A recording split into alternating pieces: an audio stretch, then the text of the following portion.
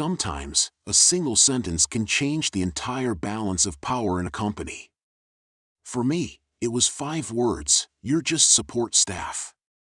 The VP spat at me in a conference room full of executives, clients, and junior employees who suddenly looked anywhere but at my face. I felt the sting immediately, but what he didn't realize was that I had spent 10 years building relationships he didn't even know existed, relationships strong enough to bring a $5 billion client to their feet and walk them right out the door with me. I wasn't always just support staff. I was hired as Executive Project Coordinator for Axiom Industries, a title that sounded fancy but really meant handle everything so the executives don't implode from their own incompetence. I managed schedules, solved last-minute disasters, polished presentations, soothed panicked analysts, and, most importantly, acted as the silent glue between Axiom and its biggest client, Hanover Global, whose portfolio alone represented almost 40% of Axiom's revenue. I handled every email, call, schedule change, and behind-the-scenes fix that kept Hanover happy. But the VP, Ethan Cross, a man who believed his suits were smarter than the people around him, always dismissed me as the admin. I didn't care, not at first. Ego was his entire personality, disrespect was just his accent. But then the merger talks began. Axiom wanted to fuse with a European firm, a move that would change the landscape of the entire industry. Hanover's approval was essential. And guess who had been entrusted, unofficially, of course, with smoothing every concern, every financial detail, every cultural difference? Me. Ethan, however, hated that. Every time Hanover's executives praised Aiden's efficiency, I could see Ethan's jaw tighten. He didn't like anyone else taking the spotlight, especially someone he didn't even consider part of his level. Still, I kept everything running, until one meeting cracked his polished facade and revealed just how fragile his ego really was. The final merger presentation was scheduled on a Monday morning. Hanover's CEO, CFO, legal team, and key negotiators were attending in person, a rare and powerful gesture. This presentation was supposed to be the triumph of Axiom's leadership, the one that would secure Ethan's route to senior leadership and inflate his already balloon-sized ego. 2 hours before the meeting, Ethan burst into my office, flinging a binder onto my desk. "You messed up the slide sequence," he barked. "I didn't," I said calmly. "You changed the order last night without telling me." "I already fixed it." He scoffed. "Your support staff. Stay in your lane and let actual executives handle actual business." I let it slide. But during the presentation, when one of Hanover's execs asked a question and Ethan stumbled, he panicked and turned to me. "Aiden, explain the numbers." Before I could speak, Ethan added loudly, "Actually, never mind. He's just support staff. I'll handle it." The room went silent. Hanover's CFO raised an eyebrow. The CEO slowly leaned back, watching Ethan dig his own grave with a silver-plated shovel. I answered anyway, politely, because professionalism was my default. But the tone of the room had changed, and not in Ethan's favor. After the meeting, Ethan pulled me aside. "Don't ever correct me again. You work under me. Act like it." That was my breaking point. He thought he was the star. He had no idea he was standing on a stage I quietly built. 2 days later, Hanover Global invited me, not Axiom, to a private dinner. Their CEO didn't mince words. "We're uncomfortable with how your VP treated you. Your presence and clarity are the reason we trust Axiom. Without you, this merger would feel risky." I nodded, choosing my words carefully. "I've enjoyed working with your team. But I can't guarantee that level of support while reporting to someone who undermines everything I do." The CEO exchanged a look with his CFO. "What would it take for you to work directly with us?" I blinked. "You mean at Hanover?" He smiled. We want people who understand respect, competence, and stability. You're all three. If you join us, we will terminate Axiom's contract and move our operations in-house. You'll lead the transition." And just like that, the chessboard flipped. I accepted. The next morning, I walked into Axiom with my resignation letter. Ethan was in the conference room bragging about the successful merger trajectory. I knocked on the glass wall. He opened the door with irritation. "What?" "I'm in a meeting." "I'm resigning," I said, handing him the letter. "Effective immediately." He smirked. "You think anyone cares? You're easily replaceable, Aiden." I simply nodded. "You might want to check your email." He frowned. Seconds later, a notification pinged through every device in the building. Then another. Then more. The uproar began instantly. Hanover Global had officially terminated all contracts with Axiom. Their $5 billion partnership was being dissolved. All accounts, data, and projects were being transferred, under my leadership. The boardroom erupted. Executives scrambled. Finance screamed. The CEO demanded answers. And Ethan's face drained of color. What did you do?" he whispered. I looked him dead in the eye. "Just support staff, right?" I walked out of the building with security escorting me, not because I was in trouble, but because the crowd of panicked employees made it impossible to get to the elevator. I didn't look back. I started my new role at Hanover 2 weeks later in an executive office overlooking the city. Better pay. Better respect. Better future. Axiom never recovered from losing their biggest client. The merger collapsed. Their board fired half the executives, including Ethan, for leadership failures. The irony? He's now the one applying for project manager roles, the same jobs he once said were beneath him. As for me, the view from the top is peaceful, especially when you earn it through patience, integrity, and a quiet kind of revenge that echoes louder than shouting ever could. Even after stepping into my new office at Hanover Global, the echoes of what happened at Axiom didn't fade immediately.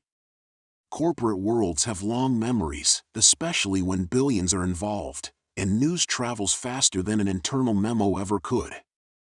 During my first week, I received dozens of discreet messages from former colleagues. Some congratulated me.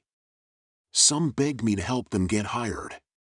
Others apologized for staying silent when Ethan humiliated me. I didn't blame them. Fear of people like Ethan keeps entire departments frozen. But fear has a funny way of evaporating the moment the tyrant falls. As weeks passed, my workload shifted from damage control to future building. I worked directly with Hanover's CEO, aligning every system I'd once managed from the shadows.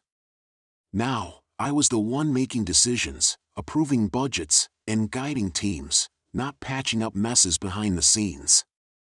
One afternoon, while reviewing transition reports, the CEO stepped into my office. He said, "I've been in this industry for 30 years. I've watched executives rise and fall. But rarely does someone earn power through the combination you used." I raised an eyebrow. "Which combination is that?" His smile was calm. "Competence, loyalty, and silence. It scares the arrogant more than shouting ever will." I chuckled. He wasn't wrong. But the real turning point came a month later, when Hanover hosted its annual leadership summit. Representatives from global branches attended, executives, partners, directors. People Ethan once worshipped for attention were now listening to me present multi-billion-dollar integration plans. When I stepped onto the stage, there was no sense of vengeance, only clarity. I had spent years being the invisible force behind Axiom's biggest victories. Now, the lights were on me, and for the first time, I wasn't standing behind someone else's podium. After the presentation, an older executive approached. "You remind me of myself," he said. "You waited for the right moment, didn't force anything, didn't burn bridges, you let others light their own fires." I smiled politely, but the truth was a little sharper. I didn't wait for a moment of revenge. I waited for a moment of respect. And when Hanover offered me that, everything naturally shifted into place. 3 months after I left Axiom, I heard that Ethan had finally tried to reach out. Not directly to me, he didn't dare, but through a mutual acquaintance. "He wants advice," the acquaintance said hesitantly. "He feels like you blindsided him." I laughed. Not cruelly, just honestly. Blindsided? No. I had spent a decade showing him exactly who kept the company running. He was simply too arrogant to see it. I didn't respond to his request. I didn't need to. Some stories end with confrontation. Some end with apologies. But the most satisfying ones, the ones that stick, end with distance. Axiom dwindled further, 3 major clients left, employees kept quitting, and their leadership culture became a cautionary tale at industry events.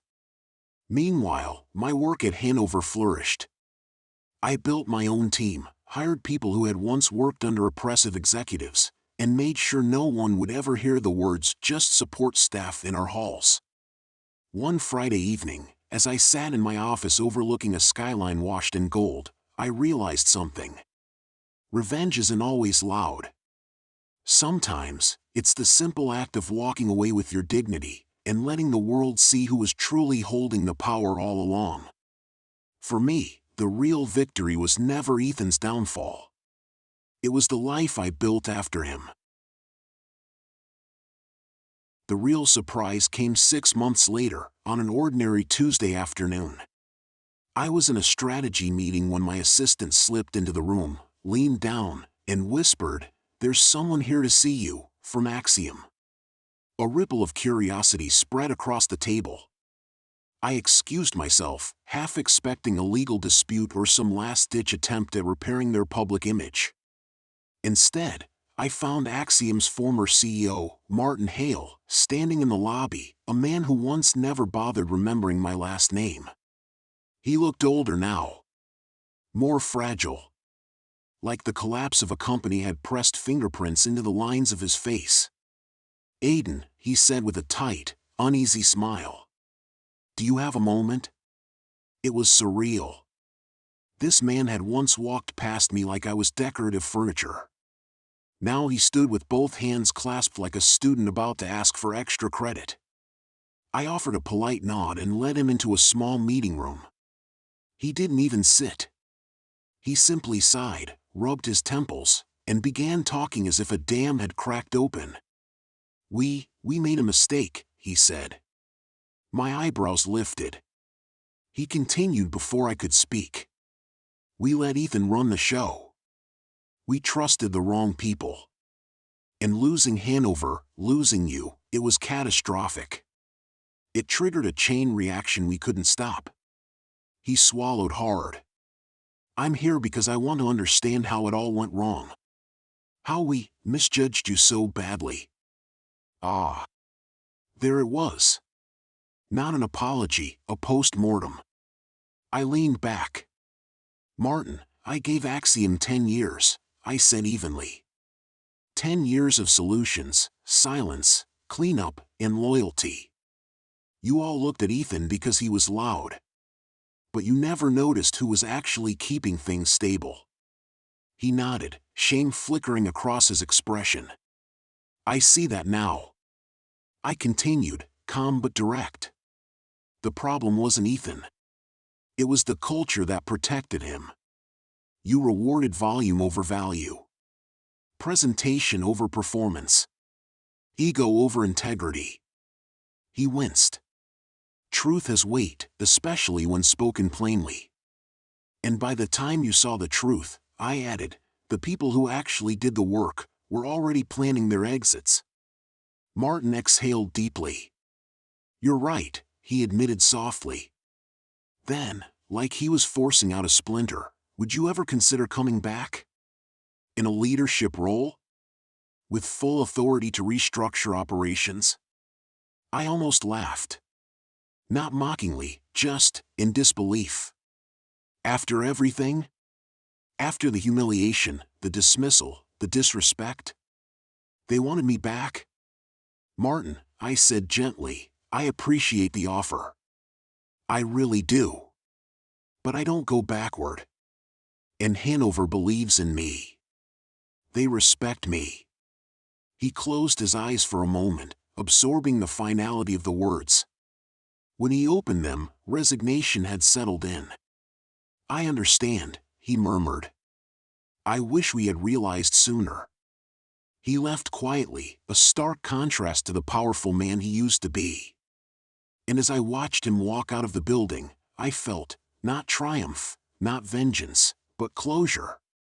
Real closure. Meanwhile, life kept moving forward. Hanover thrived under our new structure. Efficiency rose.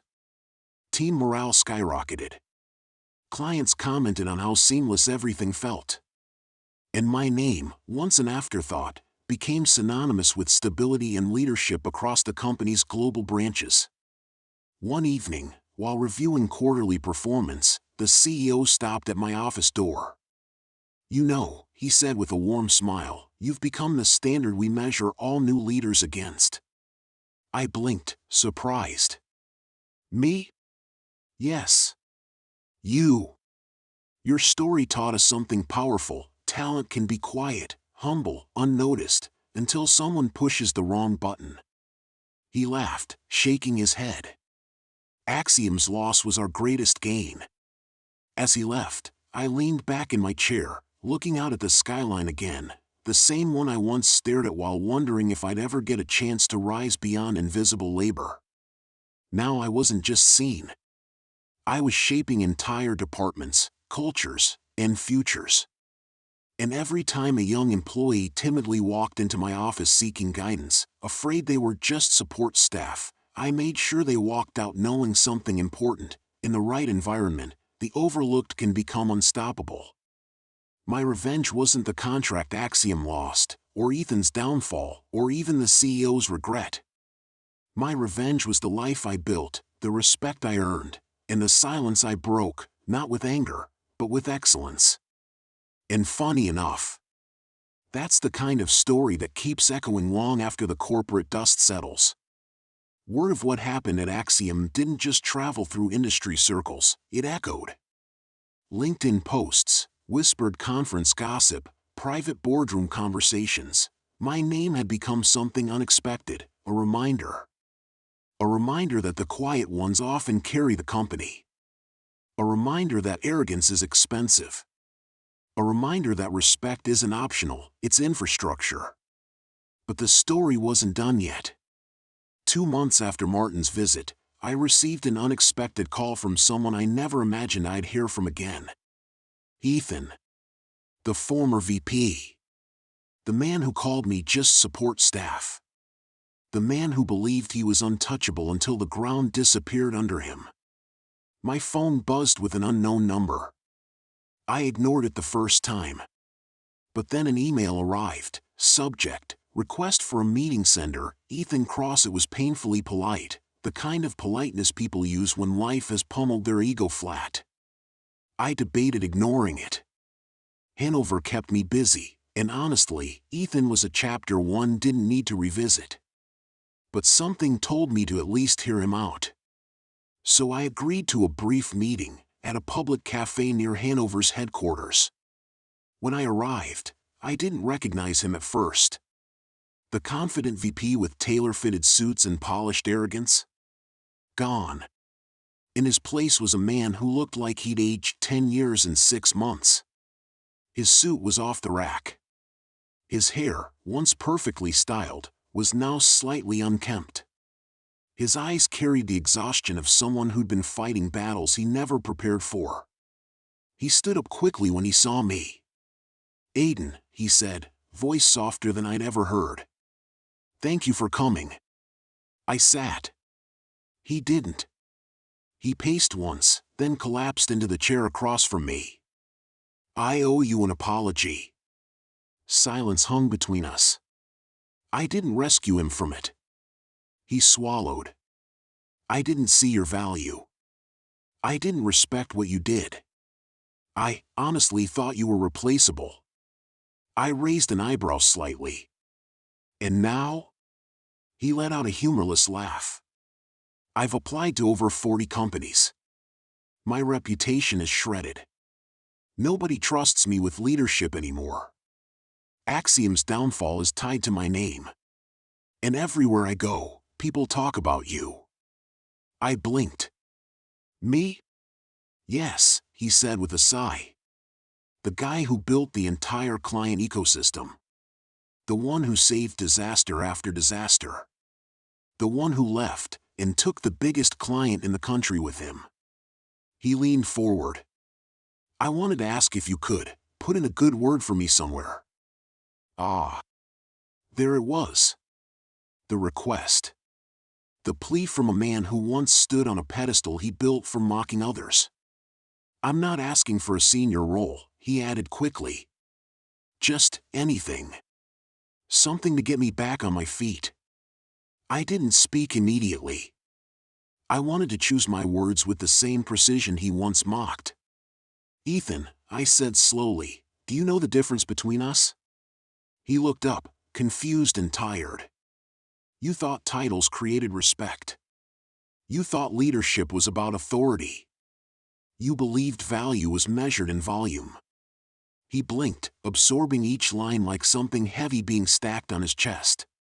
But real leadership, I continued, is measured in how you treat the people who work when no one is watching.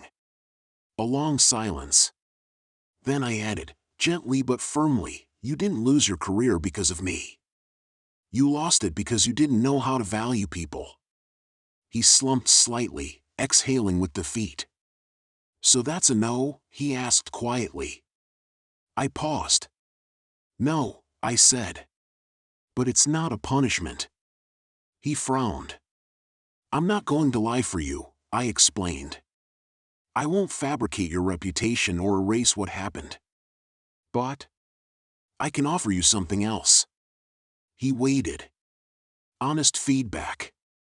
Advice. Guidance. Not as your subordinate, not as someone beneath you, but as a professional who's moved forward. His eyes softened with something that looked like gratitude, or maybe humility finally cracking through the surface.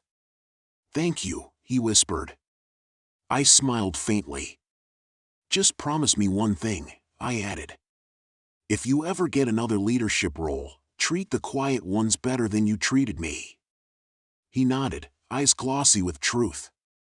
I will. I swear.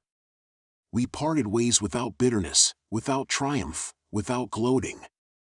Just two people closing a chapter, one who had risen, and one who had finally learned. Back at Hanover, life kept evolving. I mentored young coordinators and analysts, people who reminded me of who I once was.